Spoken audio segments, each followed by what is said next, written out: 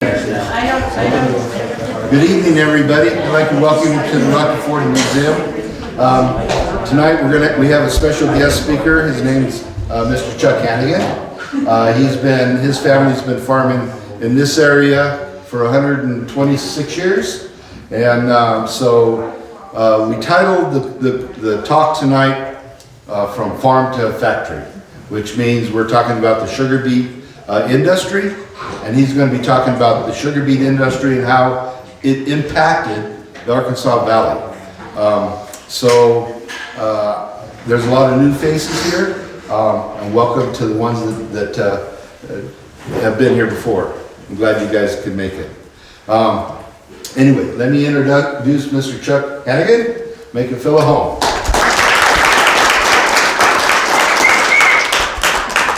Well, thank you for the opportunity. I think one of the flyers listed me as a historian, and I'm more of a hoarder than a historian. I get that from my mother and my dad. So we've collected a lot of stuff over the years of Swink, from Swink. We're fortunate enough, my great uncle actually purchased the sugar factory property in Swink years ago. And so I kind of collect stuff about everything from Swink. I've got sugar factory stuff, I've got school stuff, the city stuff, agriculture. I've got some stuff on Swink Holbrook Sportsman's Club, Everett Marshall used to wrestle the bear. So I got all kinds of different things I've kind of put together, but when Rob asked me to do something on the sugar beets and Swink and stuff, I kind of dug through it was a good opportunity to get my fruit boxes out and kind of sort through some stuff and dig. So I'm going to kind of go through a little different and some odd stuff, not strictly the sugar factory, how it operates and stuff like that. There's some kind of spin-off stories. I showed Rob a couple of things, and he thought they were pretty cool. So we're going to kind of talk about some different areas and different things. So I guess first of all, Swink was not Swink until about 1906. It was Fairmont. They kind of started calling it Swink a little bit before that. But they applied for a post office permit, and the post office decided there was too darn many Fairmonts, and it was screwing up postal delivery, so they had to change the name to get a post office. So in some of the old stuff I've read about Swink, that was named after George Swink, but in one of the writings they said they were having a meeting. He was to attend, but he was late. And so they named the town after him. So a lot of what I'm going to tell you may or may not be true. It makes for really good stories. I've read it. People have told me it. So take it for what it's worth. I like to do a lot of reading, a lot of digging. Like I said, a lot of collecting and hoarding and stuff like that. So anyway, like I said, it used to be Fairmont. They changed it to Swink. So. But that was in 1906. So when you kind of get to looking at things, Swink is kind of one of the newer areas in the county or in the area. Lahana in the 1900s, Lahana was already established, already built. They incorporated in 1881. They had the railroad center hub, so they were well ahead, well established before Swink ever kind of came around. Same thing with Rocky Ford. Rocky Ford, I guess they became a town in 1884, and right before 1900, they began. Senator Swink began really pushing for a sugar factory, and the American Beet Sugar was established. They built a factory here in 1901. So both communities on both sides of Swink were established up and running before, and there was no Swink. Same with Sugar City. Sugar City actually had, that was National Sugar Company. and it was the first operating sugar factory in the state. So, so we had a lot of things going on around us, but we weren't quite there yet. Basically, they ended up with about 8,000 acres. The Columbia Land and Cattle Company had purchased a lot of ground south of Swink, or they purchased the ground where the town of Swink is.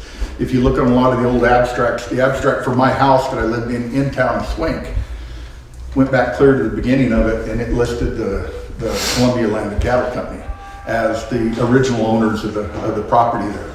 So you can kind of see, like I said, we were late in coming into the game, not even being established, but it didn't take us too long.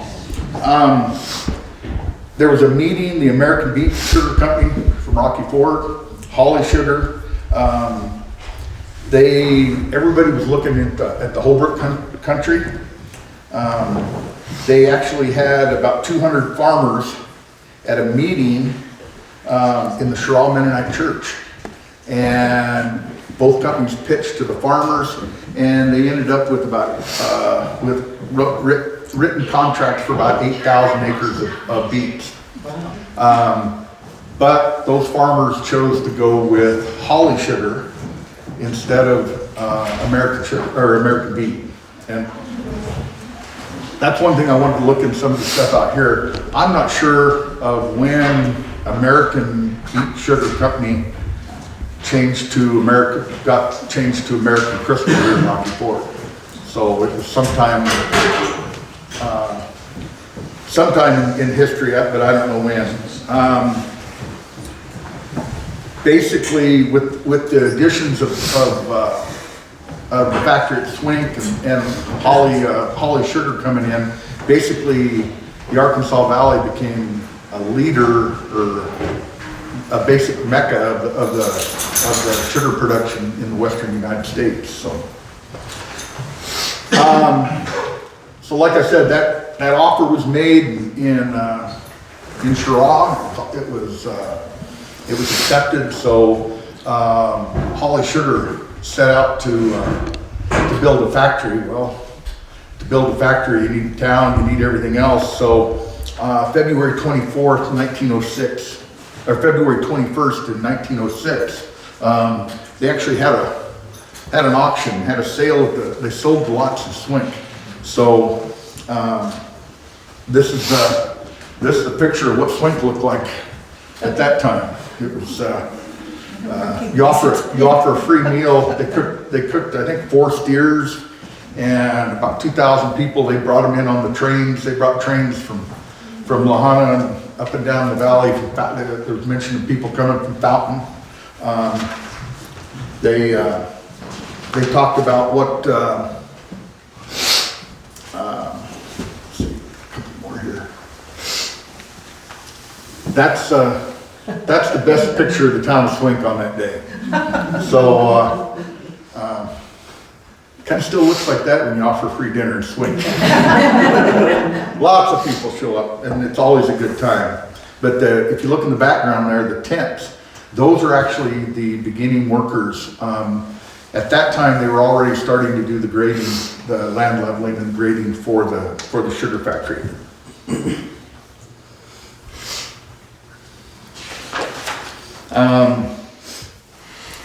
February 24th, and this is a lot of what I get and what I've gotten over the years. I guess when the internet first started, the Colorado Historical Society, get their name right, they actually scan all of these old, on a continuing process of scanning the records of old newspapers into the internet, and it's neat. It all has to be taken with a grain of salt, because as we get a little farther into some of this, you can see the sensationalism in journalism over the years, and how that kind of plays a part So they're not writing it for the history books, they're writing it to sell papers. This is from the Lafayette News, Newtown Swink. They said 2,500 people, barbecue. The first lot brought $1,125. They talked about the first 3 lots had a reserve price of $500 by the Holly Sugar Factory. The Holly Sugar Factory, the Holly Sugar Company actually reserved some lots. We'll go through this. They actually, not only did they own and operate the factory, but it was their town. They started it, they built it. We'll go through some of what they owned and operated in the town. They said that basically there was the Holly Construction Company, which Mr. Wiley actually was manager of. They employed about 400 people at this point in time, beginning the building of the factory. They were hoping for a thriving place with at least 1,500 inhabitants. We didn't quite make that, but and this picture here, if you zoom in and blow up, it actually goes to this, and that's the back corner. So this is what existed on the sale day, and that was the clerk's office. There's a beet dump, which is just a ramp for dumping beets, and because they were already raising beets.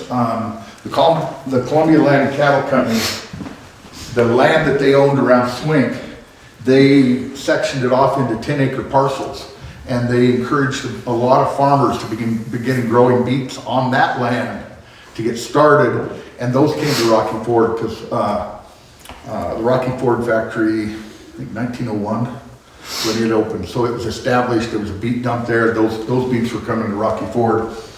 And then the old wooden train depot is already there. So that was the existence of our municipal area, or downtown, that was downtown Swink. This is a neat picture because this is basically the beginning of the construction of the Swink Sugar Factory.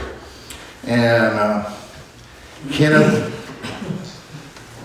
S-C-H-L-E-Y, Slee, I don't know how you pronounce it, but anyway, he was kind of the founder of the Holly Sugar Company. And as you look through, there were that same last name, different members of the family were on when we talk about the railroad, they were involved in the railroad, they were involved in the cattle operations, and they were involved in the sugar factory. And you see those in some of the following companies that spun off in different things. So he chose Holly from the town of Holly, and he chose the insignia there with the holly branches and stuff because it represented friendship and caring and love and things. So that they designed that from day one and kept with it. And now they built and opened the Holly Sugar Factory. It was built 1 year before Swink opened up. So it was built in 1905. So like I said, February 26th, they start building things. The first things they started with were, they were doing concrete work and everything down on the rest of the factory. But they started going up with the administration building was one of the first things they started erecting. And I haven't been able to find out for sure, but I'm thinking that James McNean, they contracted with him for 2 million bricks. And they reported that those were being delivered by the wagon load because rail freight was too high. I'd like to get hold of Lahana and see if that is the brick factory from Lahana.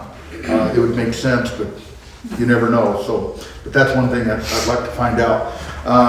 The contractors, you can see there in the bottom, the contractors are from Los Angeles, but they were working for the Holly Construction Company under Wiley. So you can see the building being built there, the finished building. That building still stands. Everything they built to last. Hellaciously thick walls. Bricks must have been darn cheap because they used a ton of them. And if you look at a lot of the construction deals, you can see they were very organized in their storage of their building products. They must have had a way to back those wagons up and dump them right off the wagons because there's nothing palletized, stacked. It was a fast and furious construction, I think. That building now is actually owned by my brother and Hanagan Farms and used for farm labor. So, and it's been apartments for as long as I can remember. I don't know when it was actually changed. The constructions, they started then on the warehouses. The warehouses that you can still see, they're still there today. They were built for the factory was built on the west side and the warehouses extended out to the east. And they were primarily for the storage of finished sugar and then also for sugar beet seed. If you've ever dropped anything off at Clean Valley Recycling, that's the buildings they use today. So this is looking west. This is in June, and in the background there you can see that the administration building. So they started in February. The administration building is open and operating already. Right to the right of that is the Superintendents Home. That is still in the, if you pull into Sugar Row, it's still one of the main houses right there in the, outside of the gates of the sugar factory.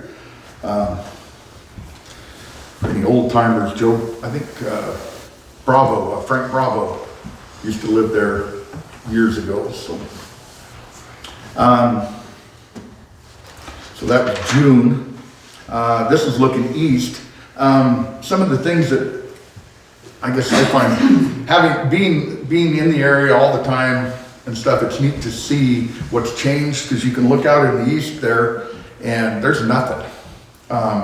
Today you can see King's tractor, Eddie King's farm, the feedlots. The other thing is you can see where the river's at in the edge of that picture. Today, that river is actually over a half mile, 3/4 of a mile to the north. So, you know, it changed significantly over the years. The warehouses, they're going right up in this picture. You can see off to the left-hand side there, there's two individuals. You can just kind of see two black marks kind of up in the air there. That's the beginning of the smokestack.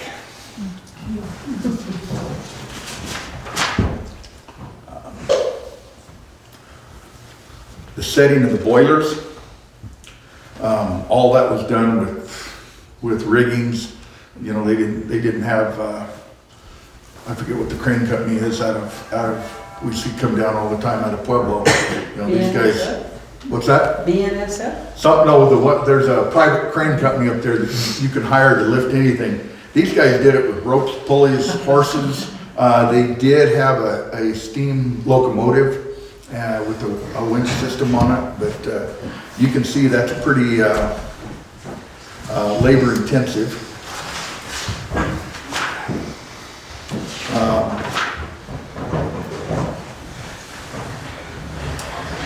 There again, that's the stack anchor bolts, and that was what we're kind of seeing in that part of that other picture. That's a gentleman up on that bolt. The foundation of that smokestack goes down. From what I've read, there's reports that they excavated over 30 feet deep for that foundation prior to beginning building that. Now those bolts, you can see in the right-hand picture there, the bricked up. The top of those bolts is what's being seen. You can see where they've cinched them down on the top there.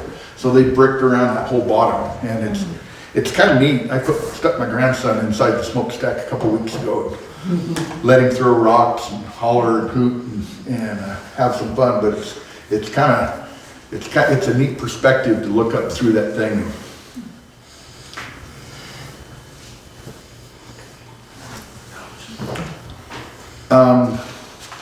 There's two gentlemen in this picture that there's no way in hell I would do their job.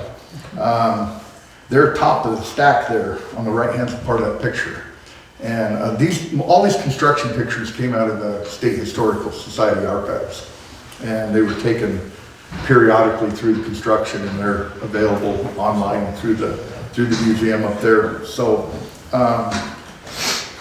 they are standing on the top edge of that smokestack. In late 2013, the Otero County Register of Historic Properties, they worked up write up a nomination, and they approved, Otero County approved to have it put as designated, the smokestack designated as a historic property. And part of that, they had to come out and figure out just how tall it is. It's 230 foot tall. It's 62 feet in circumference. And the walls are 3 foot 4 inches thick at the bottom. So, like I said, bricks were cheap.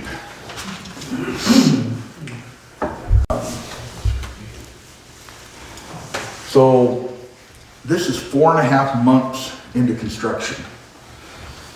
Today, you couldn't order a pallet of bricks and have it delivered hardly. You couldn't get your building permits, you couldn't get any of that stuff. And these guys have broke ground and built a warehouse, a smokestack, countless houses, administration buildings, 350 guys and some managers, and they're getting it done. That's the thing that I find most amazing about all this is the time frame that they actually operated all this in. Hey Chuck, they were probably building the Rocky Ford one at the same time. No, Rocky Ford was up and running because they constructed and they ran. I believe their first campaign was in 1901. So they had 5 campaigns under their belt prior to us even starting. The office building was built in 1900. Oh, yeah. So 1901 being their first campaign should be just about right. This is the top of the diffusion battery, and that's part of the process. And that's probably the least thing I'm going to cover tonight is how they actually operated in making the sugar, but I got a little bit on it. Again, a lot of steel, a lot of structure, unbelievable construction efforts for the technology and the time frame. Again, you look out toward the east, and there's nothing there.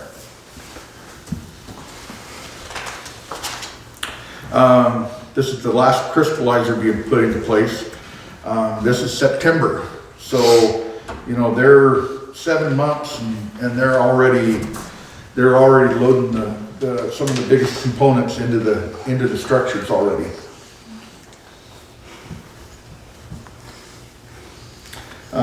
Setting the granulators. This on the right-hand side there, you can see the basic structural outline of the factory. I personally never saw it when it was up, but it's neat to think what was there. It's hard to imagine just looking at the site what it actually looked like when it was up and running.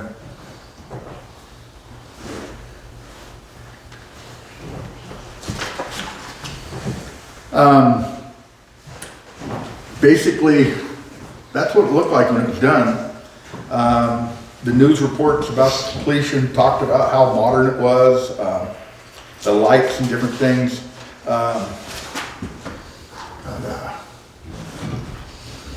The Hunter Tribune on December 1st ran an article that said the sugar factory running full blast. They said 2,500 people attended the formal opening of the Beet Factory in Swink on Thanksgiving Day.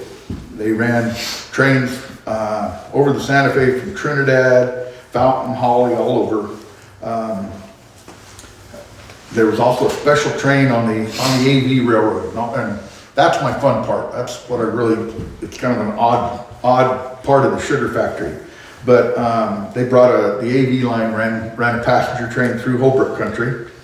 And they talk about less than 10 months ago, there was one store, a blacksmith shop, and one dwelling in Swink. So in 10 months, now they had 800 people, the largest and best equipped sugar beet factory in the world, costing over $1 million. They had 35 residents, 12 stores, 100 tents, many new houses, a mayor, a town board, the marshal, and a new railroad which crosses the river near the factory and penetrates the rich farming territory of the North Holbrook to the east, as far as Holly. So the railroad was running over 60 miles in 10 months. They did all that. So they said the magic wand wielded by W.M. Wiley, president of the Holly Construction Company, achieved these results in less than 10 short months. They talked about several other things. The latest improvement in the most perfect plant of its kind yet built. Deserving special mention are the electric light plant, which brilliantly lights the building, and arrangements are now being perfected, which will result in the town of Swink being supplied with light from this source. Every labor-saving device is known to be utilized in this factory, including the sluicing of ashes and carrying away the pulp by gravity. So, you know, they really toted this place up as being the best of the best at that time. So, they, like I said, the journalistic deals, they really hyped a lot of it up, and they really talked and mentioned a lot of the people and praised them, which, I mean, it was pretty justified, I think, in what they got done. Again, they countless newspaper articles about the sugar factory. That's a postcard I actually purchased off the internet, and said this is a very pretty sight when it is lit up after or up at nights or something like that. So it was something that somebody felt that it was at least worthy of sending a postcard to their family and sharing it with them. They said that the daily capacity, this plant was a 1,200 ton plant. When they built plants, they ranked them, or they qualified them by the quantity of beets they could process daily. And this was built as a 1,200 ton plant. Rocky Ford was also a 1,200 pound plant, or 1,200 ton. Swink, the second year into production, or in their second campaign, they actually ran up in the 1,400 tons a day. So it says that they'll turn out about 100 pound sack of refined sugar every half a minute.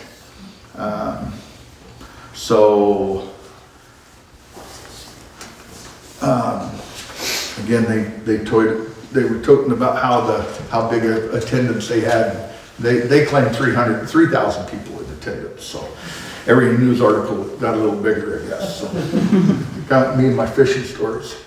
That's a picture of the plant. I've always liked that picture because that must have been the execs showing up that day, because I don't believe those are the Swink workers.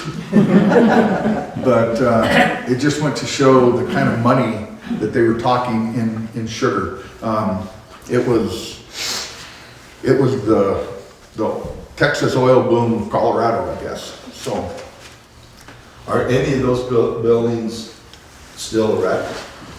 None of that. That is actually the front of that building runs north to south, and is actually constructed between what's the end of Clean Valley.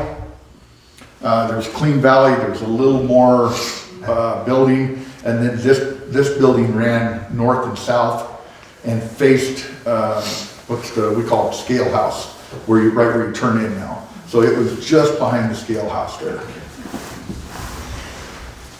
But it just looks neat. That was one thing I was talking to a couple individuals last couple of days, and they said that everything was built by the sugar companies, whether Rocky Ford. I don't know if anybody's seen pictures of the Sugar City plant. The Sugar City plant was it was beautiful. It had a lot of ornate, not really Art Deco, but almost that type of style to some of the buildings. And Sugar City. Sugar City. I mean, when you drive down Main Street, of Sugar City, I think there's two columns that are still there that had the old entrance. And go in and dig and look at some of the pictures, because it is amazing what they did. Now, oops. Keep up with my talking here. This is the view looking west. That's taken out of one of the windows of the building we just looked at. So, and this is from Ralph Carnegie. I've got a pretty good stack of pictures from Ralph Carnegie. People, I'm sure some people know of him. He lived in Swink. Took unbelievable photographs. I don't know how many years of his life, but he ran the Swink garage for a while. He was had ties to the Holbrook country and everything. So anyway, I've got a lot of his pictures. And I'm kind of bad at just putting things together, so I try to give credit where credit's due there. This is one of his pictures that he had. I don't think he took it, but it's one from his collection. There's only 4 residences there on Sugar Row. One of them you can't see is the Earl Martin's house. It's the one right on the corner, and it actually is built at this time. It doesn't show in this picture. The house behind there is the superintendent's house. The next house closest there it's a factory house, and then the other house built down, it's a factory house. But if you look back there, way back in the upper left corner, you can actually see the water tower is built, and it's the one that's right there, sits above the jail right by the highway in Swink. They built the Colonial Apartments. It was, and actually it was Colonial Hotel back then. They served meals. It was boarding home. It was built and operated by the factory. The house just to the south of it, which I lived in and my aunt lives in now, it was a company house. Across the street there was a house built. I think Rizzuto's was a company house, but there was lots of homes that were built in the town of Swink by Holly Sugar Company for sugar employees. The other thing, if you look at the streets in Swink, Columbia Land and Cattle Company, which all that owned. Now the main street is Columbia Avenue. Wiley, Mr. Wiley was the manager of the construction of the Holly Construction Company. Holly Avenue, Wiley, Flowers, Sugar Row, those are all tied back to, have a historical basis. So we haven't grown much since then. But anyway, that's the sugar factory and stuff like that. This is actually where my interest peaked, kind of, 'cause I knew the sugar factory, had seen things, heard people talking, but I'd never heard people talk when I was growing up about the Holly and Swink Railroad. And it was actually a separate railroad. It was incorporated separately from the sugar factory. There's a article that basically said The contract led on the Holly, Holbrook, and Big Bend Railroad. And in looking through a lot of old articles, everybody and their brother was trying to lay rails in southeastern Colorado. They were trying to put a rail from Enid, Oklahoma up through, run north of Lamar to run to Sugar City. They were thinking that they were going to come, that there was going to be a railroad that would come tie Rocky Ford into Kit Carson. So everybody and their brother was putting railroad perspectives together and gathering. There's big money being invested in a lot of that. So they led a contract for the first 10 miles of the Holly Holbrook Big Bend Railroad, which will extend from Swink to Holly. They're going to start construction right away. Basically, they've spent $1 million on that they'll be spending $1 million on the roadway and on the railroad, and all the articles talk about grading the road, and basically that's laying the pad for the tracks and things. So basically they made agreements with the Santa Fe Railroad Company whereby cars for traffic will be handled on they'll use some rail cars from the Santa Fe on that railroad. They're saying that the new road will probably bring 40,000 acres of land within shipping distance. Most of the farms were giving free right-of-way to the company for construction, and the Big Bend Telephone Company is preparing to extend its lines to Holly. So there's lots of contracts working together, doing things. But at this time, this is right at the beginning of, end of 1905 and the beginning of 1906, and they said the price of land in Holly country has raised $25 an acre. Even with this increase, more than 500 acres of land are being sold every week. So it really caused a land boom to go. This is actually a map. My wife found, or a section of a map she found in some old stuff and going through her parents' things.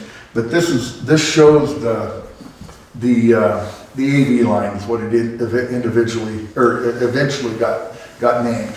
But you can see it running parallel north on the Swink to Holly, Highway 50 and the other railroad, but it ran out to the north there, and you can see the little spurs off it and things.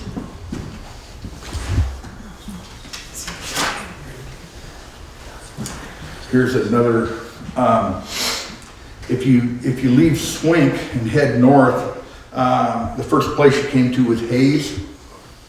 Then you came to Shelton, Randall, Catherine, Cheraw, Bucktoll, and Castile were the towns. So, you had, there were four stops in between Swink and Cheraw. And you kind of pay special attention to Shelton right there. If you look where Holbrook Lake is, Shelton is right in the curve there, just north of the Fort Line Storage Canal. So that becomes a hot point. So has anybody ever seen the old movie, the Denver Rio Grande movie? It was made in 1953. It's an old cowboy deal.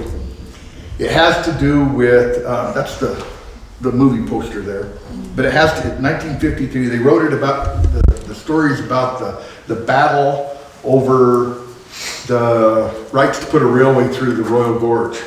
And they're tearing up each other's tracks. The two companies they're shooting at each other. Bat Masterson breaks into the armory in Pueblo, and there's some truth and basis to it. They send a train as a decoy out over Raton Pass when the Rio Grande is trying to make another push up through the Royal Gorge. But when I started reading all this, it reminded me of that movie.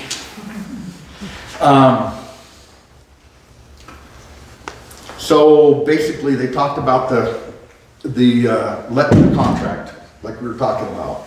Everything's good until, this is the Holly Chieftains. ABS interference with no avail. That's the American Beet Sugar Company. So that's the Rocky Ford Sugar Plant. We got a little feathers ruffled. The Holly Swink Railroad Company, not cowed in the least by the gunplays on the bleak prairie. Let the courts settle it. So when you start reading more into this, this is the bloody war is imminent. This is the article I was showing Rob, and it says the battle may ensue between the railroad lines, battling rivals to tap the Arkansas Valley sugar fields.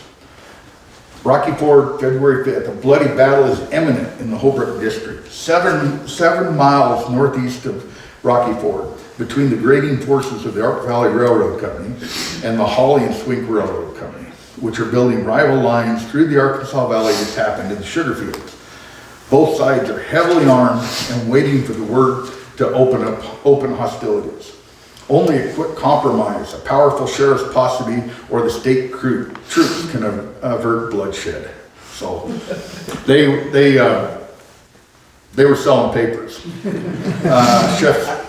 Sheriff Stewart of Lahana and the city Marshal Baldwin of Rocky Ford with a posse left for the scene of the expected conflict early this morning in a swift auto to serve the condemnation papers on the Arkansas Valley Company in an effort to prevent it from crossing the grade built by the Holly and Swink sugar outfit yesterday. If the sheriff's orders for peace are not heeded, there's talk of calling out the state militia to keep the rival outfits from shooting each other. So I thought that was pretty cool. I mean, you know, I don't know that the people in Swink and Sharon Rocky Ford had any idea what the history that was being written right there. So there's a Lahana Tribune. It says Holbrook was the scene of warlike hostilities Monday morning for a brief season as there was a prospect of clash between the graders in the employment of the Holly Construction Company and the American Beet Sugar Company. Last Saturday, an order was issued out of the court granting the Holly Construction Company the right-of-way over land owned by A.W. Shelton.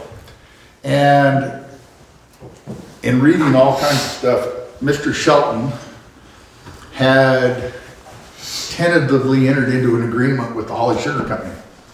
So they were gonna head out that way. Well, there was lots of game playing going on between everybody, and the American Beet Company actually approached a lot of them and enticed, because Holly Sugar was wanting free right-of-way to build this line. They were going to build the line. It was going to increase land prices, increase opportunities, help communities flourish, things like that. So they were expecting this for free. American Beet Sugar Company from Rocky Ford was enticing with money to go the other direction.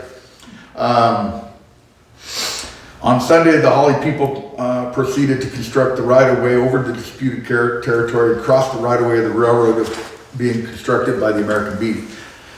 Bright and early Monday morning, American Beet Sugar Company with a large force of men proceeded to obliterate the grade of the Holly people with an armed guard preventing the employees of the latter from interfering. Under Sheriff Stewart appeared upon the scene in the early hour in an enclosed automobile with what appeared to be a 14-inch gun in the front and aft turret, and read the order of the court to the employees of the American Sugar Company and hostilities. Since then, everything has been quiet amongst the Holbrook, and both companies have been busy building railroads as fast as the law will allow. So, you know, like I said, when you get to reading these things, this was pretty good, but you know, the farther you got, the one that we had, the militia and all that, that was in the Aspen Daily Times. So I think the farther you got from the action, the more excitement they could actually write and sell it with. So, but anyway, those are a few things that, that's the kind of history that I had no idea. I don't know how many of you guys had ever known about it, but I'm sure it was probably not as exciting as all that. A couple of guys waving shovels at it up. There's probably bigger fights nowadays over water, but it did sell some papers, and it was interesting.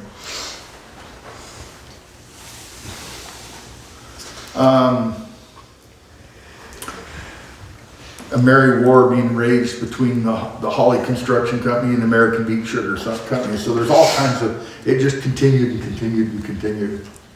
Finally, the Holly people will control the Holbrook Valley. So Holly ended up being the predominant player in the game out there.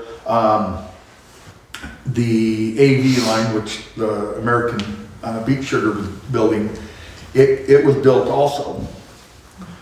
But what ends up happening was the Santa Fe, the purchase of the Arkansas Valley Railroad, Arkansas Valley and the Holly Swink Railroad by the ATSF, Atkinson, Topeka, and Santa Fe, is a matter of more than unusual interest, says Railway Age, because the competition of these roads, which is under construction already well advanced, will be given to the Santa Fe line about 93 miles in length between Holly and Rocky Ford.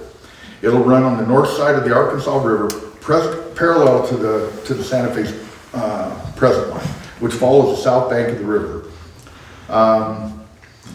The Holly Swink was chartered last January with interest of the Holly Beet Sugar Company, which owns the sugar factory at Swink, and built a line between these 3 points for a distance of 93.3 miles. About the same time, Arkansas Valley was incorporated by the American Beet Sugar, which owns the factory in Rocky Ford and Lamar, points both on the Santa Fe and a distance of about 80 miles. The location of these two lines practically identical from point north of Swink to a point north of Lamar. So basically, the Santa Fe bought it because it was a parallel competing line. They were going to run passenger trains, freight, but their primary purpose was to run the beets. There's lots of articles that talk that the sugar companies didn't really want to be in the railroad business, but it was a necessity of the beet companies for those beet dumps. There's mentions in articles where basically if there were 2,500 acres in an area, it had a beet dump for sure. So those beet dumps were right next to the railway. Farmers brought them in, dumped them, and then they were loaded on the rail and taken to the sugar factories. So anyway, this kind of alleviated the conflict between the two. One of the things that I do have, so the Holly Swink Railroad Company, it started in January and it sold out. This is October 12th is when this was reported. So it ran for 10 months. And I actually have the corporate seal of the incorporated January 17th, 1906 in Colorado. It's amazing what you can find on eBay. This was in Pennsylvania about 10 years ago. And the guy, I don't know if he saw that I was bidding on it from Swink and decided that I was going to pay dearly for it. But anyway, it needed to be in Swink, and so that's where it's at, back home. But for a corporate seal that over 100 years old, for a company that was only in existence for 10 months to be able to come back, I was pretty happy to get it. So that's one of my Swink treasures.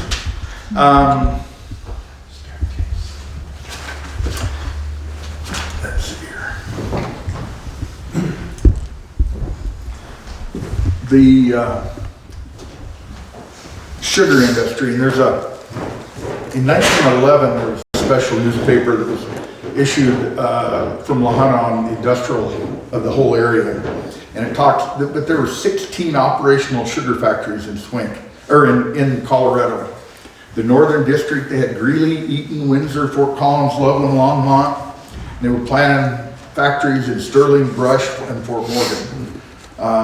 The Southern District, Hawley and Swink, and those were the Hawley companies. Los Animas and Rocky Ford, and Sugar City, and those in Los Animas, Rocky Ford, Lamar, those were all American beet sugar. And then the national sugar was in Sugar City. Western Slope, Hawley Sugar had a plant in Grand Junction, and they ended up opening one later years. They opened one in Delta. For years, Swink maintained the greatest tonnage capacity in the state. They were able to run. They were continually making additions and things. In 1915, they actually closed Hawley, Los Animas, and Lamar.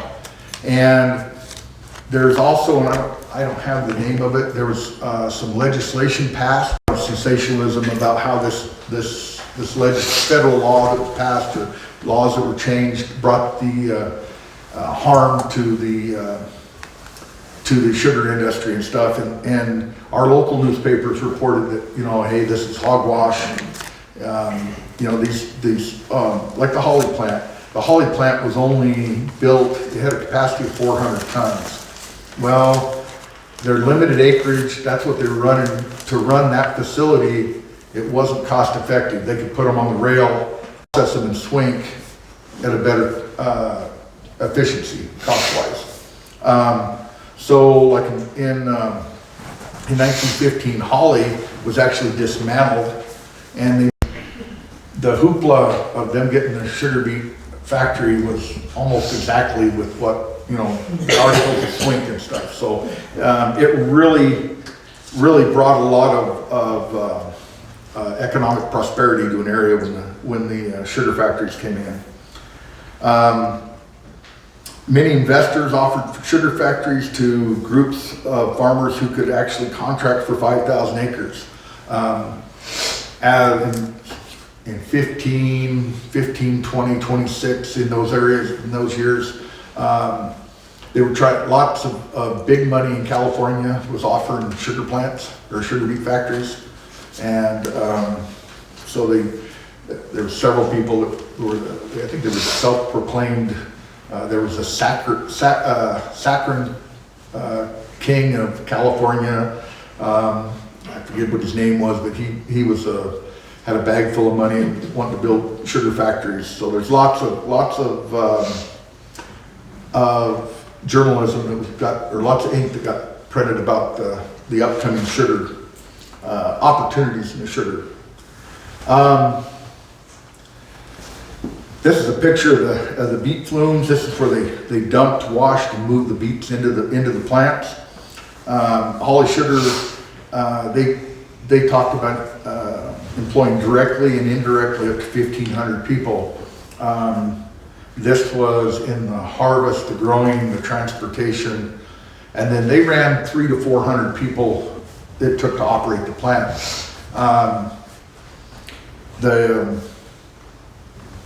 The processing season in the sugar beets were called campaigns. Lots of guys raised beets. In the fall, they harvest beets and they worked the campaigns in the sugar factories. So that was the winter job, and probably a good source. It was a good source of income on top of farming. So the beets, all these beets, you can see them dumping them into the deal there. They were all moved into the factory by water. The ditch in front of my parents' house goes right into Swink. It's called the factory ditch. It comes clear from the Catlin Canal, and it ran all winter long. They had to keep that ditch open and running through sub-zero, below freezing weather to keep water running into that factory. And I guess my Uncle Huey, Dad, Uncle Huey, did he run he kept the water running In the factory ditch? Factory ditch. Yep, so my great uncle Huey, that was actually his job, is keeping the ditch open and keeping the water, because couldn't move beets without water, so. Huge volumes of water were used in the beets. You can still go to the factory and go down to the river bottom, and there's a whole string of 8, 9, maybe 10 wells, the foundations of those. There's a whole string of shallow wells, and those are like 1,000-gallon-a-minute wells that they pump the shallow water to the factory for the processing of those beets. Some of the other thing that was used, limestone. Limestone was one of the things they needed. They added limestone and coke to the process during the processing of the beets.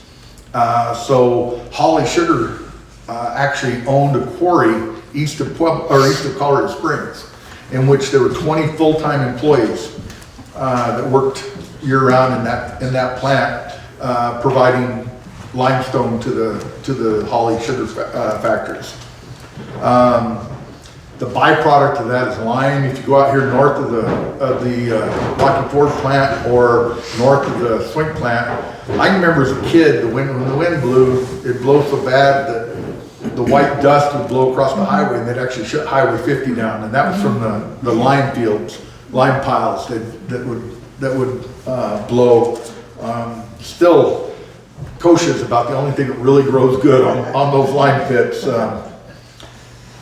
Originally, the Swink plant was coal-fired, which basically was the industrial fuel of that time. Later on, it was actually converted to natural gas.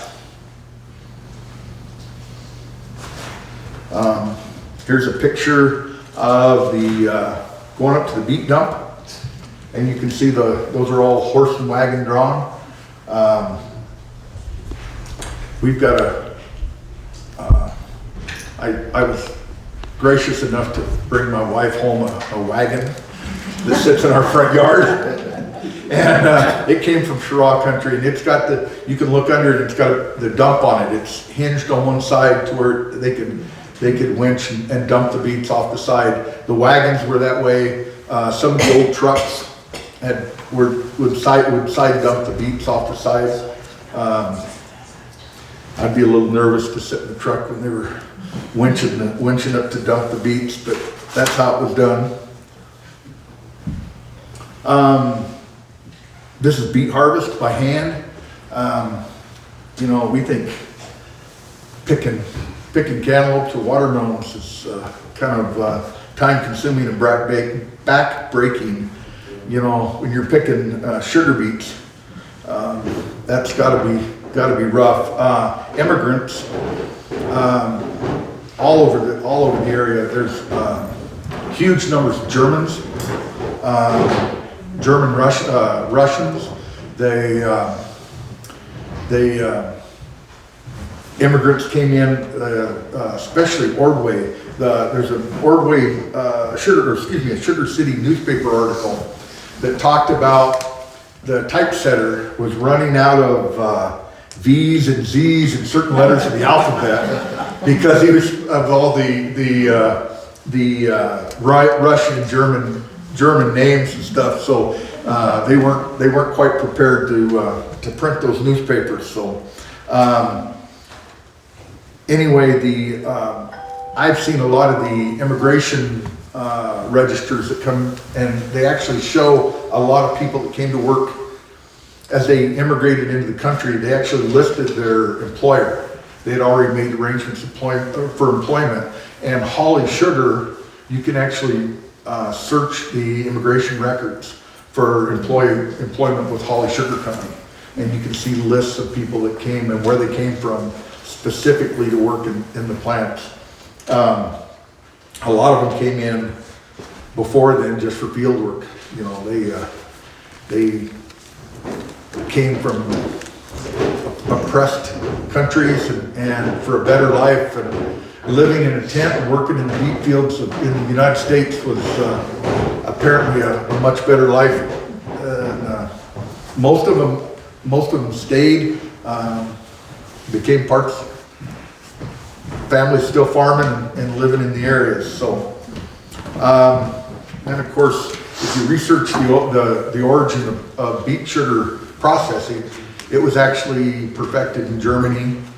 And the first, there's a Nebraska paper on sugar beet production, and it lists the first commercial operating sugar beet factory is being built by Germans in Poland. So,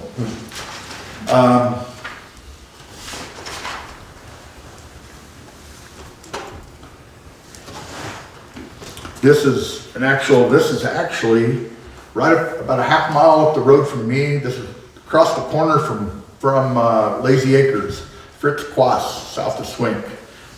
And he's got about 5 tons and 600 pounds of beets on his wagon. So that's a stout wagon and some heavy horses.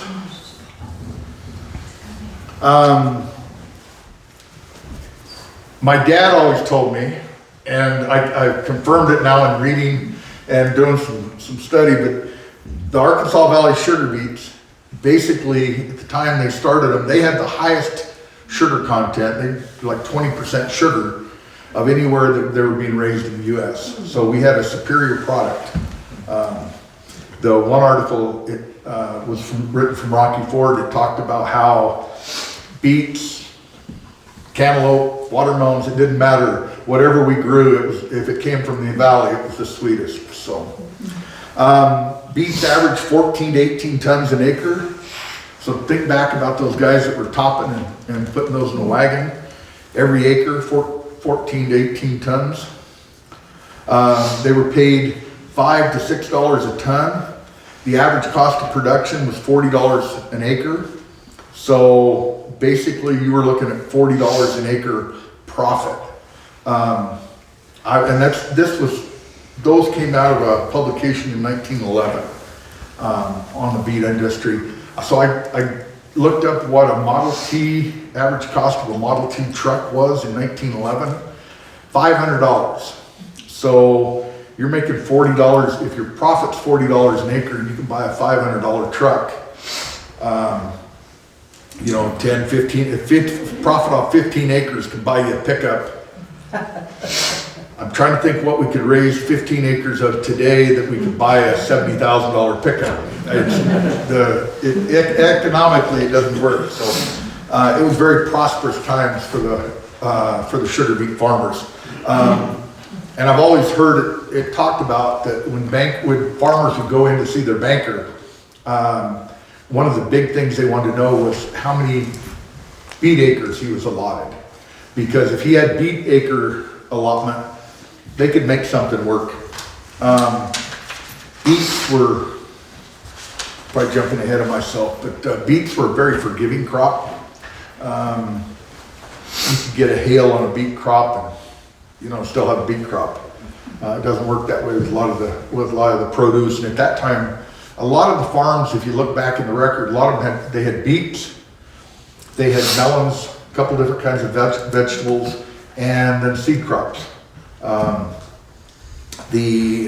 We have a really neat newspaper that our family was able to get hold of, and it promotes the whole area, and it talks specifically about Rufus Harr, who was the previous owner of the farm that my mom and dad have, and he had 85 acres of beets, and he raised beets, cucumber seed, and cantaloupes. And those 85 acres of beets netted him over $6,000. So he was very prosperous on beet production. So there's a picture looking up Shelton. You can see the smokestack in the background, and the trucks are lined up, waiting to go to the factory. Burlington, Lyman, they probably had trucks lined up for wheat. We had them lined up for sugar beets. So this is a Ralph Carnegie photo. This is another picture that he took that day right there. I'm not a car expert. You can kind of look at the cars along the street there and probably figure out about what year that is.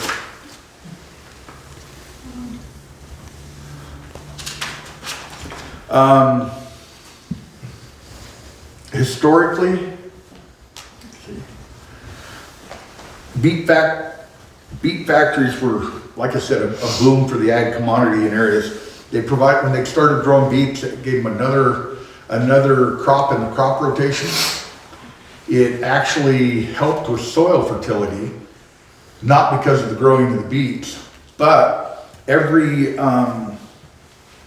producers were allowed to have, if they hauled in beets, they got 20% of the weight they hauled in, they actually got back. They were guaranteed 20% of that weight in pulp, beet pulp. So everybody that grew beets probably also had a 20, 50, 100 head little feedlot in the back, probably 20 or 30 head of cattle.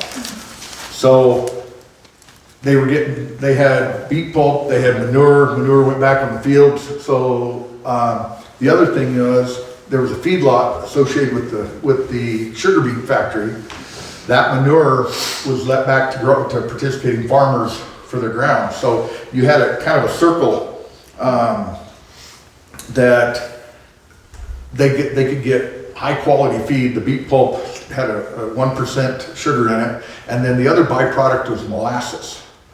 And I always still buy molasses tubs and lick for cattle today, but that was a byproduct back then. So they had a readily available cheap source of energy to add to rations right available there. So the beef industry, you read it, the beef and sheep were basically boomed all around your sugar factories.